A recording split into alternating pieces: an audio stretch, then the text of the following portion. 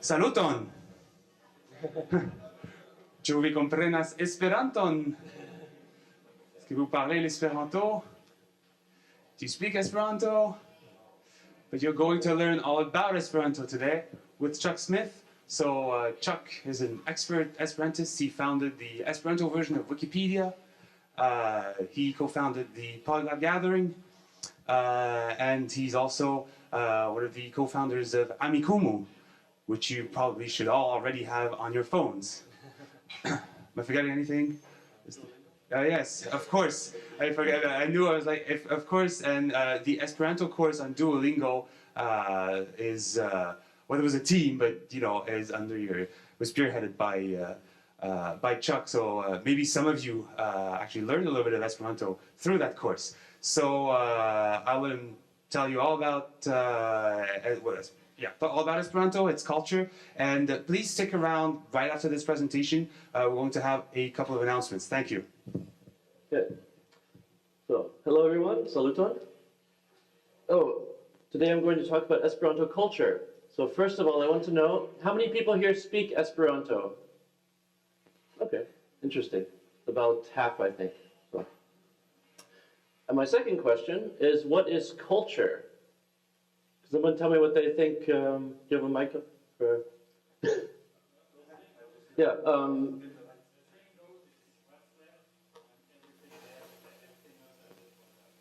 Okay. Another definition of culture? Yes?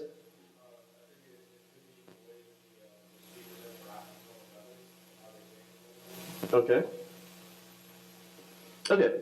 So basically everything that's created from a language, for example, or from a group of people. So for example, I'll already say the paintings in Esperanto, there aren't, I don't know of any, so that part of culture doesn't really exist, but there's much more to culture than that. Let's quickly go over the language. Some of you probably have not heard much about the language. Dr. Zamenhof worked for 10 years on Esperanto, and he was doing things like translating the entire Old Testament to make sure the language was fully expressive. And in 1887 in Warsaw, he published the first book. At the time that was in Russia, Warsaw. That's why the book is in Russian. And then after he published it, then the language just grew naturally from there as people started speaking it. So some traits about the language is it's very regular. So for example, all verbs conjugate the same way. Well, it's not really even conjugating. It's just as is present, is is past, os is future. And every verb works the same way. So you can be happy about that. The vocabulary comes from Romance, Germanic, and Slavic languages. And there's a vast amount of prefixes and suffixes, so you can create words on the fly. Like if you don't know the word constellatio for constellation, you could just say stellaro, which means a group of stars. So there's lots of stuff about the language already, so I'm not going to go into it. If you want to learn it yourself, we have 1 million people learning it on Duolingo right now, so you can go there to learn Esperanto. So the community. Some common traits of Esperanto speakers, they tend to like to travel. So they tend to be geeks. So they want to follow their passion and really just dig into intellectual pursuits like that. I think some of you here are language lovers, if I'm not mistaken. So people who just learn about lots of languages, you know what I'm talking about, so I don't need to go into that. But some of you have probably even heard about Esperanto at this event.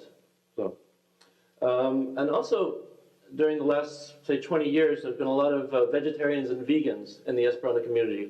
And I think that still comes from this feeling of you have this ideal, you know, to save the animals, to protect the animals, and you not only have the ideal, but you actually take action to make that ideal a reality in your world. And you have to be pretty thick-skinned to speak Esperanto, because instantly you tell someone, I'm learning Esperanto, like, you're learning a dead language, nobody speaks that. And you get that so many times, and you're just like, okay, yeah, I don't care, I'm going to learn it anyway, and I'm going to have fun with it. So, in 1889, we had the first, I guess you could call it almost like a phone book, but there weren't phones, so the first collection of addresses. Already just 2 years after the language was founded, they had 1,000 people in this book. of people who speak Esperanto. And in just 10 years, they had 21,000 people, to the point where they said, you know, it's growing too fast. We can't keep printing this book. It's getting too big. So that's when they created the Jaar Libro in 1897. And funnily enough, this is still being printed today. So it's been over 100 years we've had this yearbook, where basically all the important information, associations, representatives, and and basically everything, a quick summary of everything Esperanto is right in this one book. The community is also, of course, organizations. So the Universala Esperanto Asocio was founded in 1908, and this was actually founded in the 4th Universala Congreso, the 4th meeting of Esperanto speakers, to make sure that Congress keeps going every year. And it's still going, and I went to the last event in Seoul. So every year it's in a different city around the world. And last year there were 1,300 people attending, but it's gone up as big as, one year there was almost 6,000 people attending this event in Poland. And the young people wanted to have their own organizations. They created the Tutmonde Esperantista Junulada Organizo. And another notable organization is the Sennazietza Asocio Tutmonde, which is a organization for workers.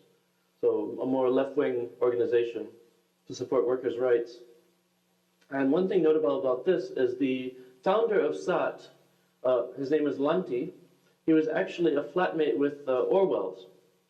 So Orwell actually came up with his newspeak from sort of making fun of his flatmate and his involvement in Esperanto. So if you hear that double plus ungood, there's not a coincidence. He actually had Esperanto in his apartment and didn't really like it that much. So that was his way to fight back. So actually the reason why I learned Esperanto is Pasporto Servo, which is a hospitality network. You could think of it something like couch surfing, but in 1966, 1974, that's quite a revolutionary idea. And in its current form, it's run pretty much the same way since 1974.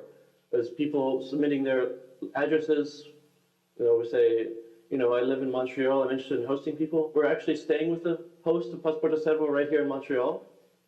So it's very useful. And we're also staying with the Pasporto Servo host in Reykjavik when we're going to the Polyglot conference.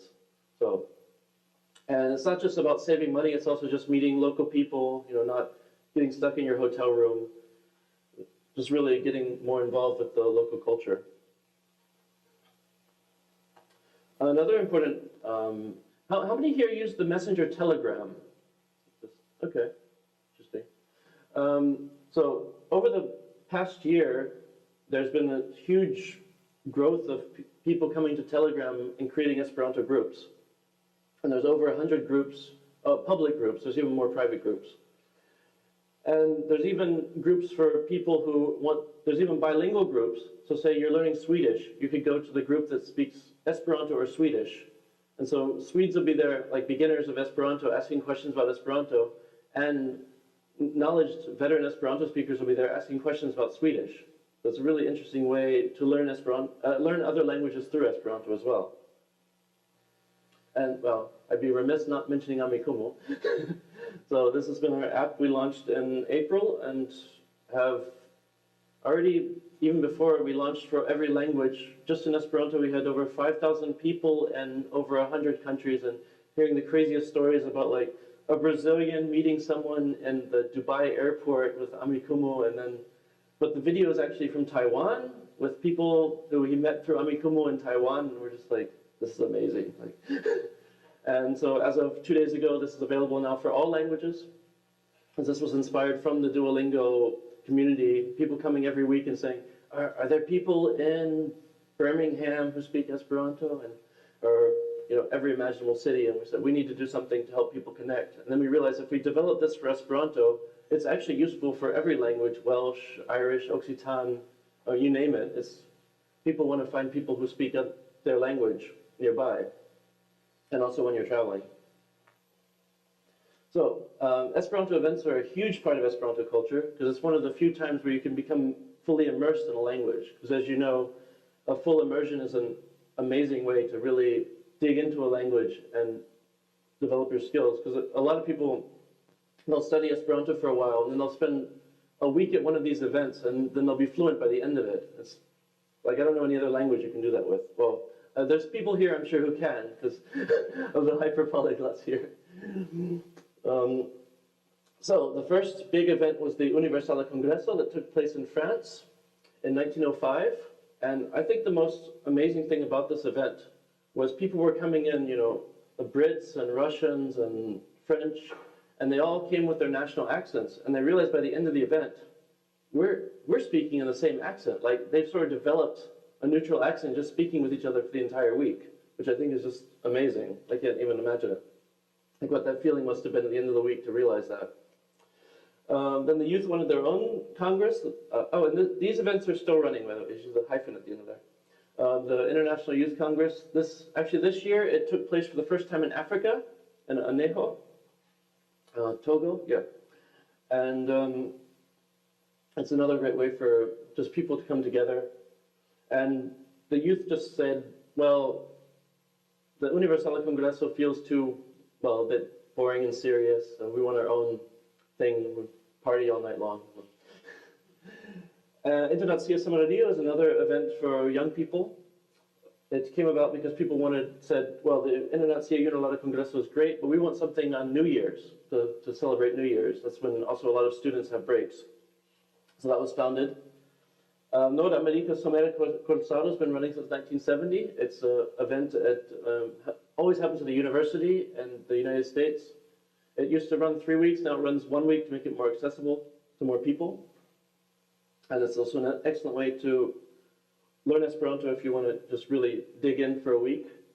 And so Meta Esperanto Studado actually came from the website lernu.net, which I'll get into a bit later.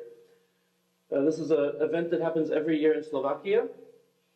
I highly recommend it. About 100 to 200 people just get together, have courses in the morning, afternoons, and then just enjoy each other's company in the evenings.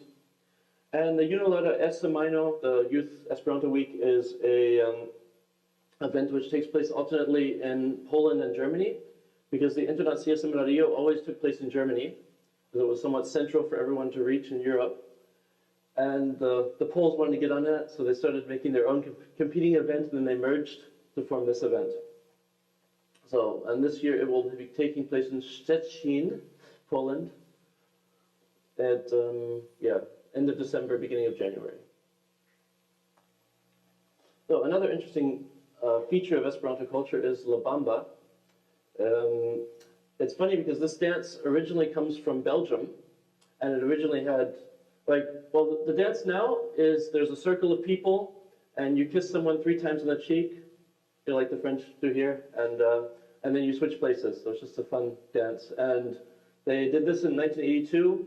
The original dance had things like getting on your knees, but those quickly got removed, those formalities. So anytime you have an Esperanto event and La Bamba plays, you start to see a circle form, and this dance happens spontaneously. So it's pretty funny. It's also just a fun way to get to know people and things like that. Gufuyo is another event. Have any of you, who've been to the Polyglot gathering so far? Okay, so, and who is in the Gufuyo? Ever in the Gufuyo? Okay. So the Gufuyo we actually adopted for the Polyglot gathering as well. It's basically a tea lounge. You just go in. The idea is, like, say you've been dancing all night and you just want to sit down and have a quiet place to have a conversation. You can go to the Gufuyo, which literally means eagle owl container. So a place for people who want to stay up late and just chat. And so they sometimes have cookies and diverse teas you can choose from. And this has become an installment at every Esperanto youth event. Just this place, quiet corner where you can go and lit candles and just chat with people. So this is probably the area I'm weakest at, because I've never was a big fan of literature, but I'll try to give you a quick overview of Esperanto. And if you really want to dig into this, I highly recommend the Concise Encyclopedia of Literature in Esperanto. It's amazing, this whole volume of the main works of Esperanto with the English translation on the side as well.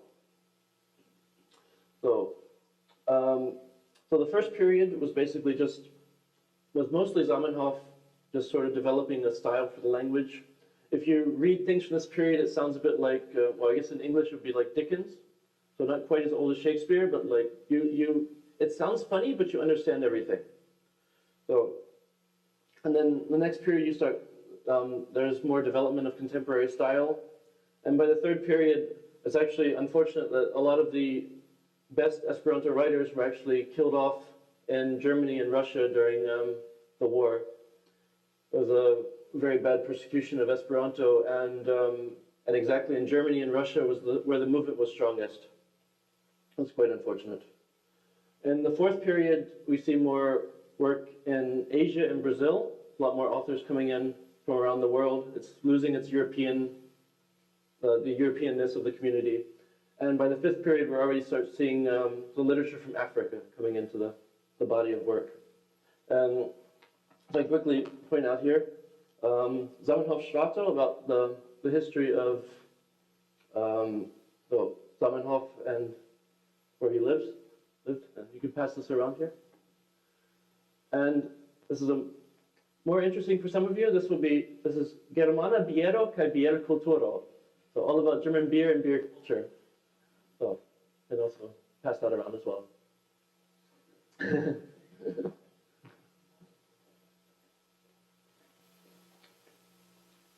And I also have a copy of Passporto Servo, which you can look at from 2017. Oh, there you go.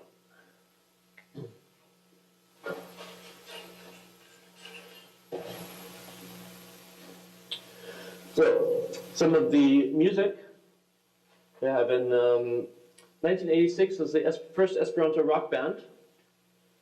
And this is actually a play on words because you have amplifi, which means amplify, and fiti, which means to fuck. So they wanted to have fun with that.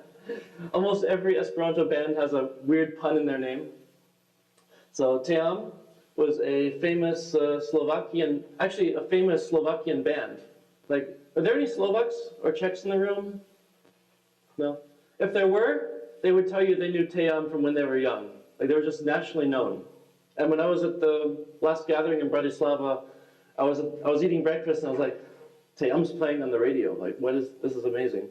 So they translated their first album into Esperanto, and it was just amazing seeing this really mainstream rock band making Esperanto music.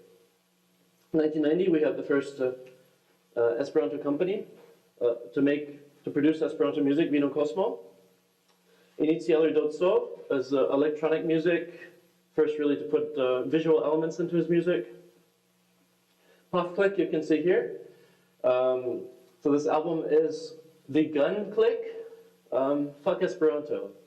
So giving much more of an edge to Esperanto music. It's really funny because a lot of people think of this as like a really nerdy thing, but then you hear like what people are actually producing and you're just like, wow, that's interesting. Didn't expect that. So, you can play a clip from Initialer Dotso here. Is it up there? That was a moment. Yeah.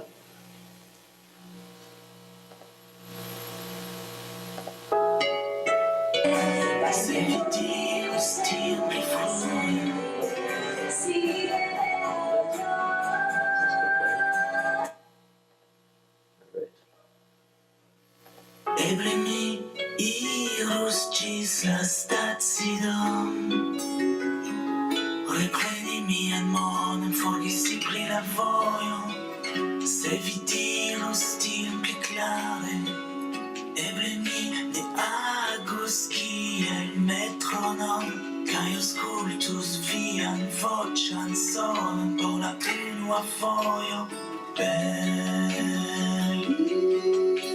Se vi estas urb sen harmoni Estas trista, amas loĝej So he's actually known because in concert he always has video playing behind him, accompanying his music.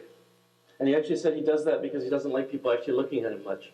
So he'd prefer people to look at the screen behind him.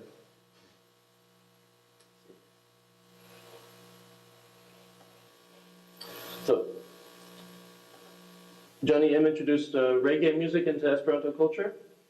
And the end, we have Dek Bovinoj, which is a children's song. It became incredibly popular as well. Unu bovino, mullas mu. Du bovinoj, mullas mu, mu. Tri bovinoj, mullas mu, mu, mu. Kvar bovinoj, mullas mu, mu, mu, mu. Kvin bovinoj, mu, mu, mu, mu, mu. Ses bovinoj, mu, mu, mu, mu, mu, mu. Sep bovinoj, mu, mu, mu, mu, mu, mu, mu. Ok bovinoj, mu, mu, mu, mu, mu, mu, mu. Nau bovinoj, mu, mu, mu, mu, mu, mu, mu, mu, mu. Dek bovinoj, mu, mu, mu, mu, mu, mu, mu, mu, mu, mu. Ni bovinoj siatas muzikaj, manĝadi freŝan herbon, ni treŝatas la kampa. Okay, I think you get why this became popular.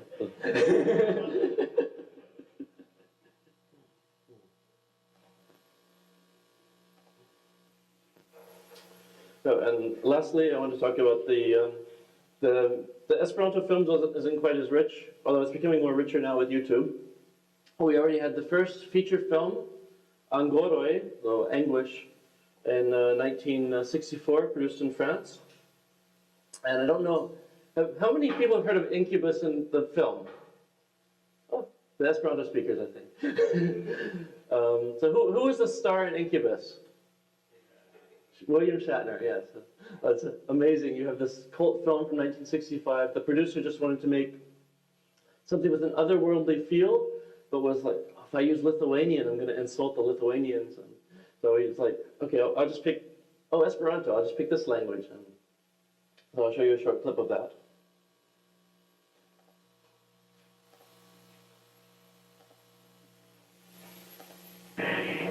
Vi podiĝis?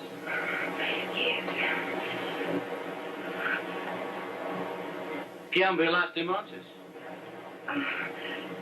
Ne, mi moras. Benu.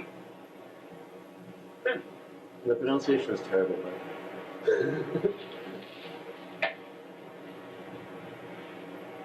Sidiĝi. Mia fratino bakas panon. Anders, ni havas fromaĝon kaj vinon. Alportu iom de manĝaĵon.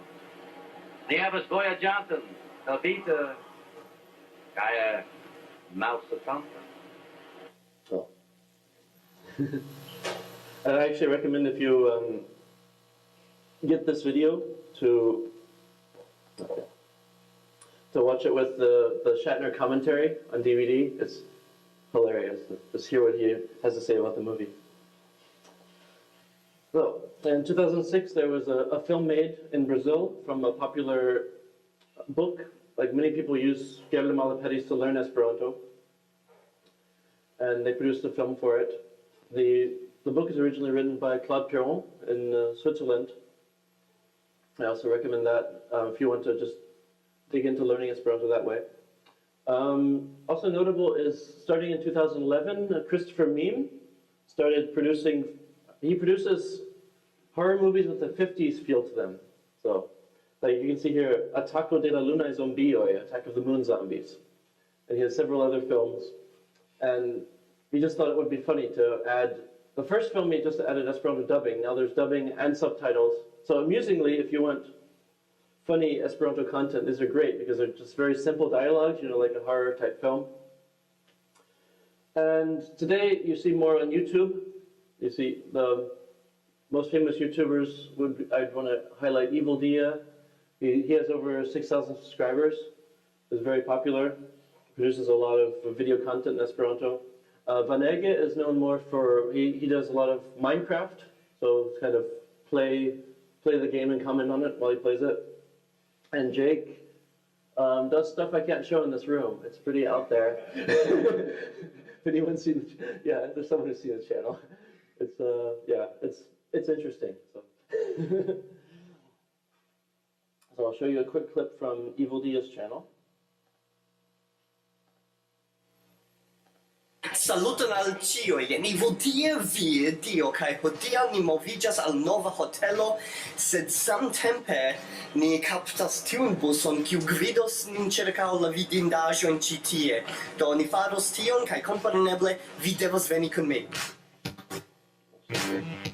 Do tre baldaŭ vi vidos ponton, kaj ĝi ne aspektas tiom interesa, sed la historio pri la ponto estas iom interesa. Do tie estas la ponto, kaj laŭ nia gvidisto, maljunulino elpagis por konstrui ĝin. Antaŭ ŝi pagis por ĝi, ne estis ponto ĉi tie. Kaj ŝi konstruis ĝin por helpi la infanojn de ĉi tiu vilaĝo. Ŝi precipe faris tion, ĉar ši mem ne havis infanojn, kaj ŝi ŝatis ludi kun la infanoj.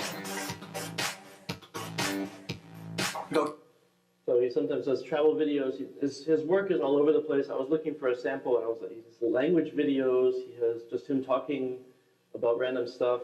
He has basically anything. So I recommend that just for random Esperanto content, visual content. Excellent. And it's actually interesting too because he's based in Sydney. Because before that, you didn't really hear much in Esperanto about things happening in Australia. So he also, in his way, put Australia on the map for the Esperanto community worldwide. So, if you want to dig deeper into Esperanto culture, it helps to know some Esperanto. So, some ways to learn it are, obviously we mentioned Duolingo. I actually even though I worked really hard on the Duolingo course, I think Lernu for a lot of people is even better, especially polyglots, because I'll show you quickly what the course looks like.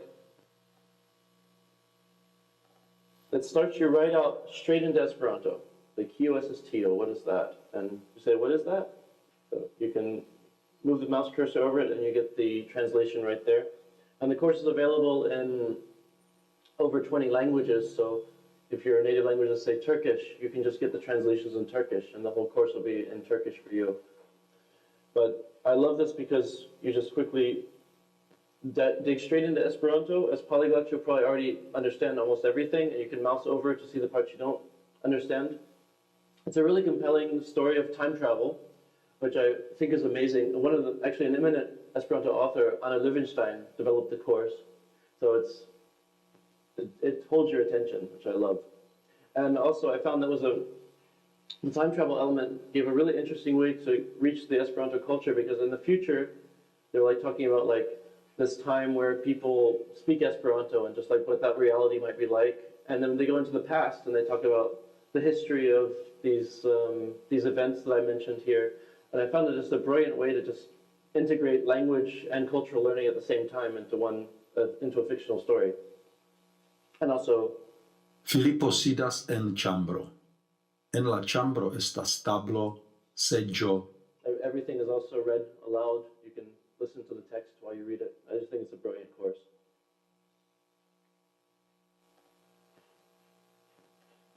Memrise is another great resource just for learning Esperanto vocabulary. And if you want to dig into language and culture and just random stuff, I recommend the Transparent Language Esperanto blog. For example, here, if you want to get a bit more knowledge of Esperanto culture, there's a post here on the 5 periods of Esperanto literature, where you can read more about what authors were influential in those periods. I don't want to get into it here because, it's quite deep. You could give. I've actually attended you're probably reading the screen right now. I actually attended an entire weekend seminar about this topic, so you can get really deep into it. So that's everything from my side, and I'm happy to take questions from the audience about Esperanto culture.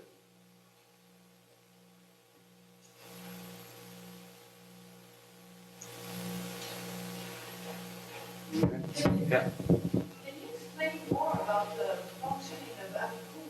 How does it work exactly? Yes. So Amikumu is an app. You just pull out your phone and you create an account, and you can just look like, say, I want to find Dutch speakers nearby. You just put in before that you speak Dutch, and then you'll search Dutch speakers. Then you'll see the closest 100 people to you who speak Dutch. So it's a great way to find. I mentioned yesterday there was Lindsay's talk was talking about someone mentioning difficult to find Quechua speakers, and it's also a way to find people in a community who are more open to meeting people from, like, say, the outside. Yes. With the program that you mentioned, where basically you can couch surf with other Esperanto speakers, do you find that Esperanto speakers they're usually like cool or nice? You never had a bad experience? Yes, definitely. Like, how trustworthy of a program is it? Oh, very trustworthy. I mean, I've stayed a lot with it all over the world, and from Brazil to Taiwan to different countries in Europe. I find there's basically two experiences. You either get the college student experience, where they're pretty much like, here's a couch, and we'll leave you alone to do whatever you want in the city. And then you'll get this family experience where they pretty much take you in, and you eat meals with the family, if you want. I mean, obviously you can, but you plan a bit more, inform them a bit more what you're doing. So, and yeah, both have their merits and advantages, disadvantages. But I've had no problems with it. I don't really hear people having problems with Passport de Cero. So, and if there is problems, you can report them, and then they remove the name from the book the next year. So, but that's pretty rare. It's also such a tight-knit community. People tend to know everyone. So, yeah. Yes. Thank you, Dankon. I'm wondering, like, in terms of culture, because like there's the films, the music, the books, and everything, but kind of beyond that, the sort of everyday interactions, because people that speak Esperanto would come from such a wide variety of other cultures. Like, for example, if you are, like you mentioned, the French kind of kissing, that kind of thing. Has anything evolved in a unique sense, like you said about the accents, kind of just then by the end, it's like, okay, this is our accent now. Has anything evolved in terms of other cultural aspects like that? Like greetings and things like that? I mean, there's the Gufuyo that just became the tea lounge that always happens at youth events. Maybe someone else has an example of that in Esperanto culture. If anyone thinks of something. I think that's what first comes to my mind, that the dance, obviously. There's a couple words, actually. 2 words.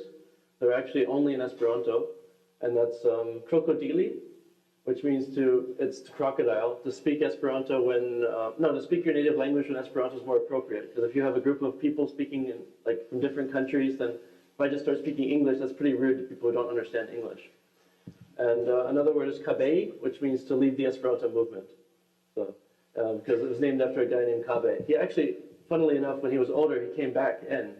But those two words are exclusively in Esperanto. People playing the Utah game, you just got an answer here. So flip pages, he just still gave you an answer.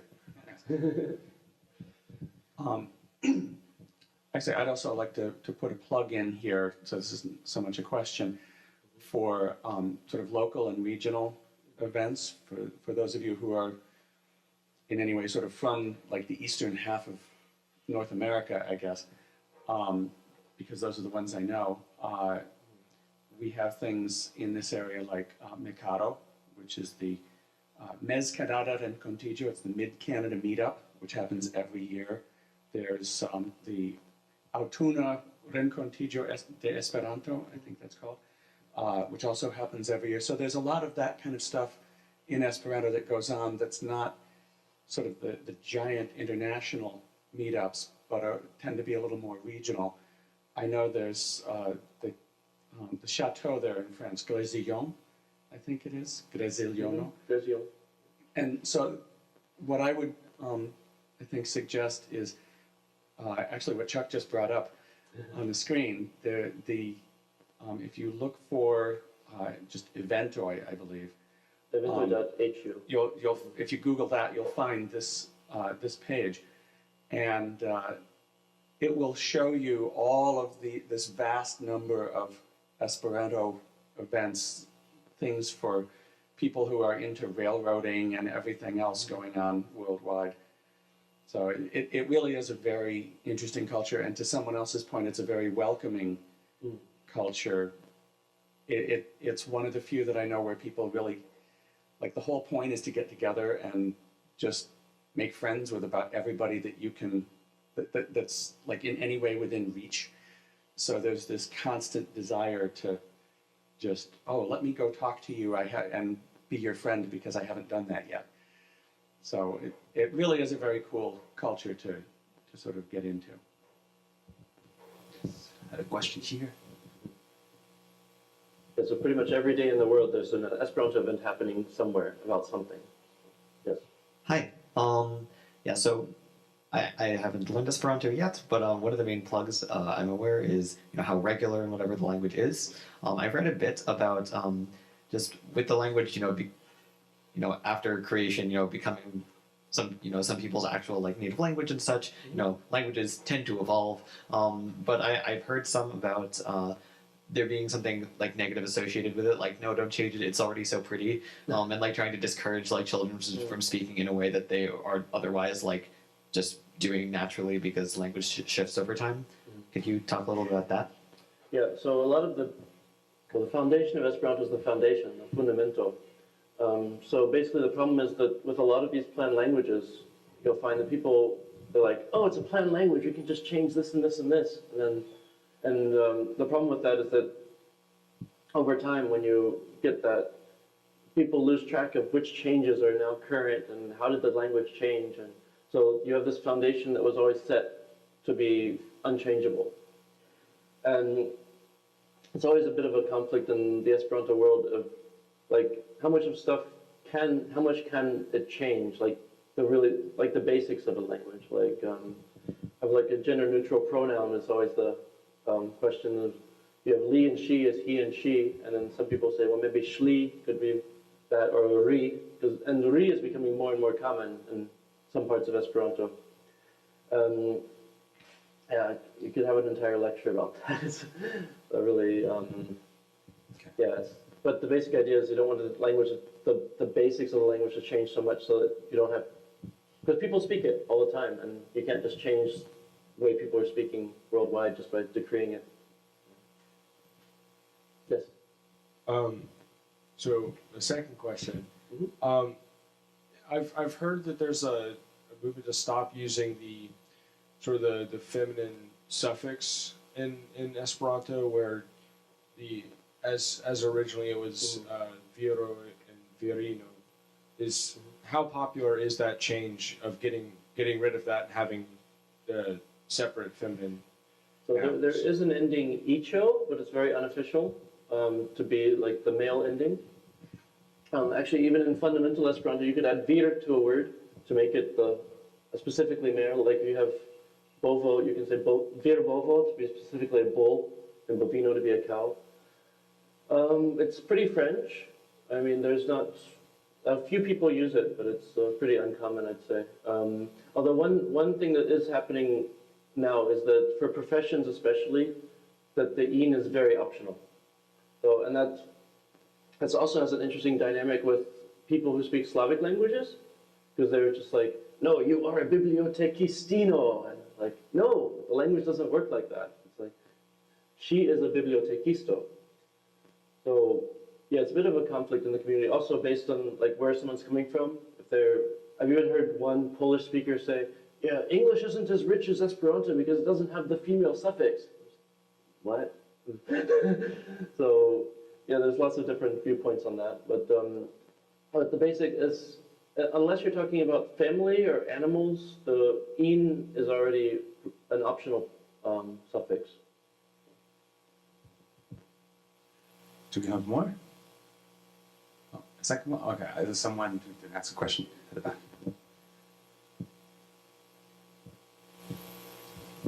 I understand that Esperanto is very geographically diverse. There's people all over the world that speak it. But if you had to narrow down to, is there a specific region of the world where it's really popular? There's like pockets of communities of people that speak Esperanto. Is there any specific place like that? Yeah, that's difficult. The country that has the most speakers is Brazil, which might be surprising. I mean, obviously in Europe in general, it's very popular. I mean, Germany, France, it's lots of things going on. I mean, Germany is probably the most organized, which when you think about Germans, that makes sense. I mean, there's also lots of things going on in China, Japan, for example. Because we were surprised when we launched Amikumu, we discovered the top 5 countries were the USA, Brazil, Germany, France, and China in that order.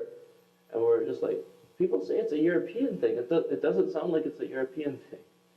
So, trying to figure out, and also the most popular, I'm mentioning Amikumu because it's very representative of at least the young community who's using it. The top 5 cities are Sao Paulo, Seoul, London, Beijing, and Berlin, Beijing, London. So again, we're just seeing, because even though, say, the USA has the most people on Amikumu, no particular city is big enough to even make the top 5 list of cities. So it's just really hard to say, like, where's the biggest area, because it's just, like, if you take book services, the biggest book services are in the Netherlands, Belgium, and the United States. Just depends on what criteria you want to use. So it's pretty, yeah. Okay. All right, do we have a second? Okay, but I think there's a couple of people who never. Okay, I think Yakov saw you raise your hand first, so you can priority to them.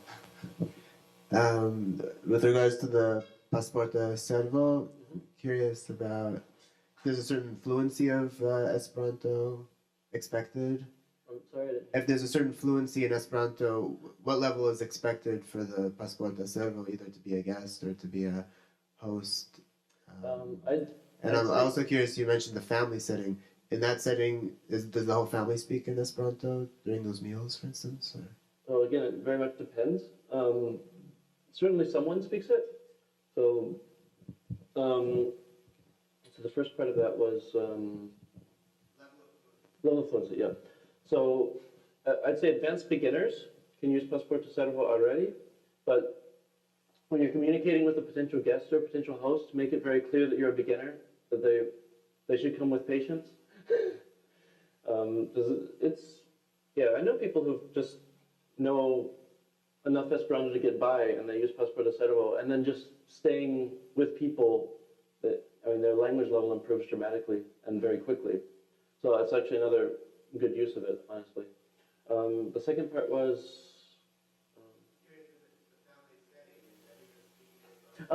does everyone speak Esperanto? It depends from, some families you do have everyone, and then you see some people who are like, what, this 8-year-old girl is correcting my Esperanto, what's going on?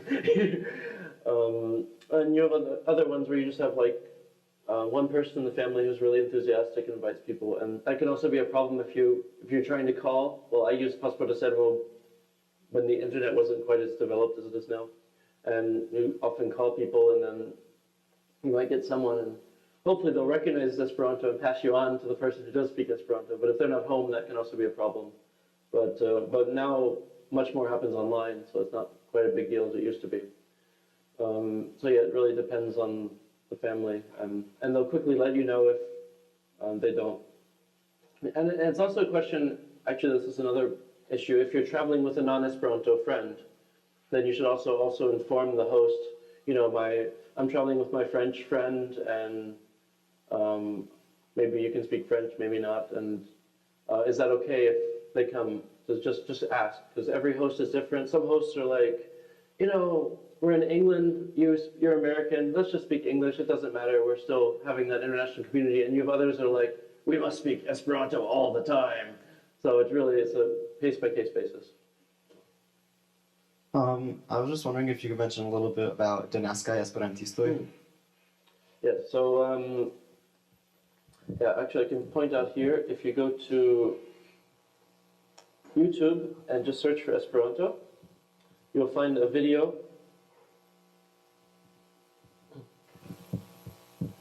Yeah, here, Esperanto like a native.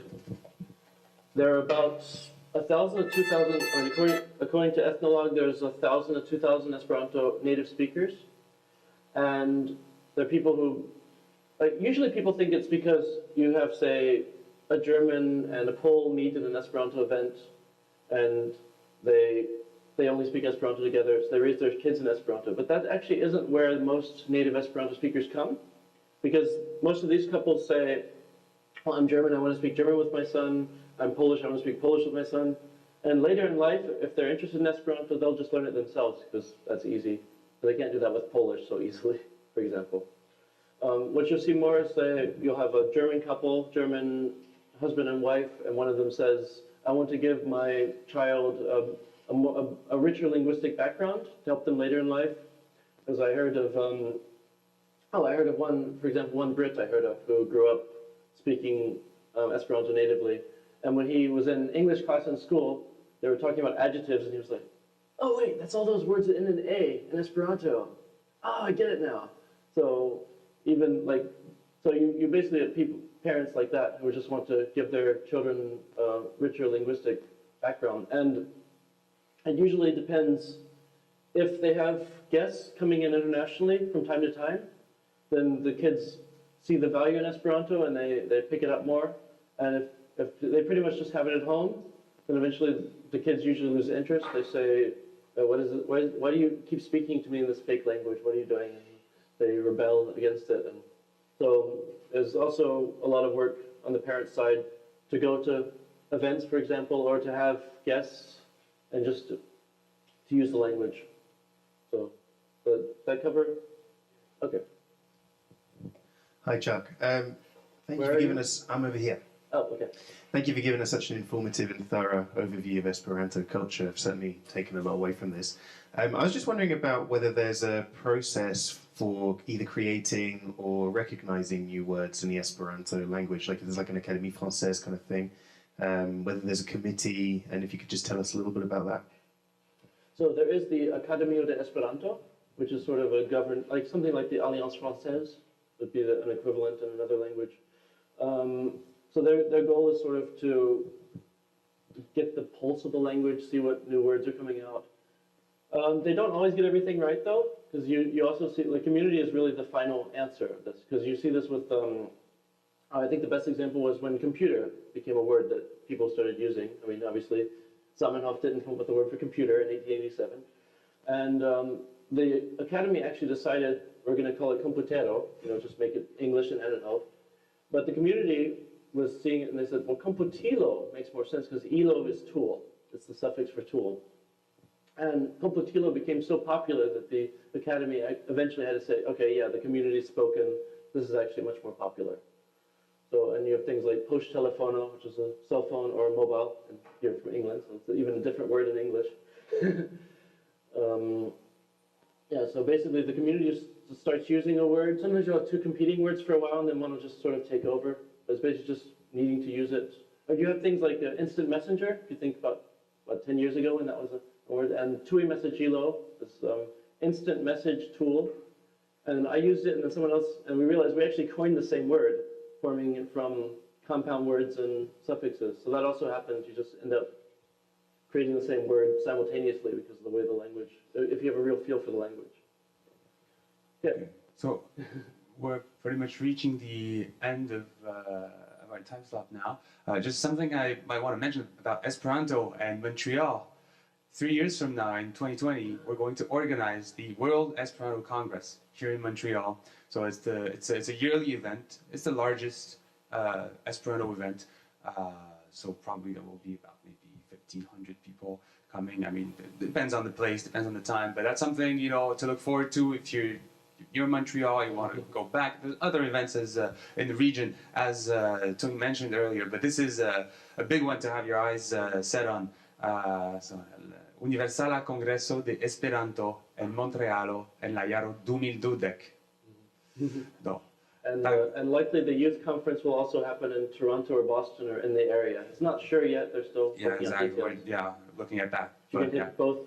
Maybe you can do 2 weeks of immersion in one shot, basically. Absolutely. Dankegon pro via prelego. Thank you for your talk. And stick around because in 5 minutes' time, we're going to have some more people. So our dear sponsors from Michel Thomas Method and Teach Yourself are going to be drawing some prizes. And I'm going to do one short announcement as well. So, dankegon. Gis la vida.